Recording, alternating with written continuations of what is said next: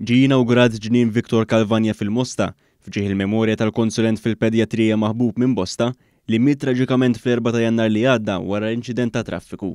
Dan il-ġnien imbena fuq art ta' 4000 metru kwadru li kienet abbandonata u lesta l-iżvilupp, iżda minflok inbidlet f'żona fejn il-familji jkunu jistgħu qattaw il-ħin flimkien għad-del tas-siġar. Bint it-tabib Kalvanja Rebecca stqarret kif tinsab onorata li dan il-ġnien se jkun qed jieħu isem missiera. Tkellmet dwar kif minħabba li tgħix barra minn Malta ma kellix wisq ċans tgawdi l-missiera, iżda mumenti bħal dawn iġeluha tapprezza u tgawdi l-memorja tiegħu. Hija qalet ukoll li permezz ta' dan il-ġnien se tibqa' tħoss aktar il-preżenza ta' missiera. Peress li qiegħda hawn inħoss li l-preżenza tiegħu hawnhekk qiegħda u qiegħda magħna u ħatibqa' magħna għal dejjem.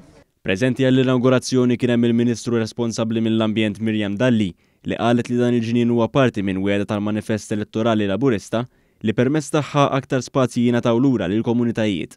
Spjegat ukoll kif dan il-ġnien inbena b'materjal sostenibbli, bekk il-Gvern qed iwettaq dak li wiegħed filwaqt li jżomm il-prinċipju tas-sostenibilità fiċ-ċentru tal-ħidma tiegħu. Is-Sindku tal-Mosta Chris Grech laqab sodisfazzjoni l-ftuħ tal-ġnien u nnota li dan ifisser li l-Mostin issa għandhom spazju ieħor fejn jistgħu jmorru jqattaw il-ħin flimkien f'pulmun aħdar. Dan il-ġnien li kien jintuża minn ċikku fenek huwa ġnien li qed f'żona fabrikabbli u l-fatt li issa għandna dil-aħbar illi minn żona fabrikabbli issa qed huwa spazju miftuħ u ġirranġat biex ikun spazju miftuħ għal Mostin kollha hija aħbar tajba ferm.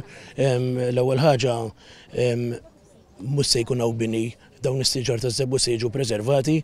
Ġnien Viktor Kalvanja nbena permezz ta' fondi mill-Fond Soċjali għall-Iżvilupp Nazzjonali.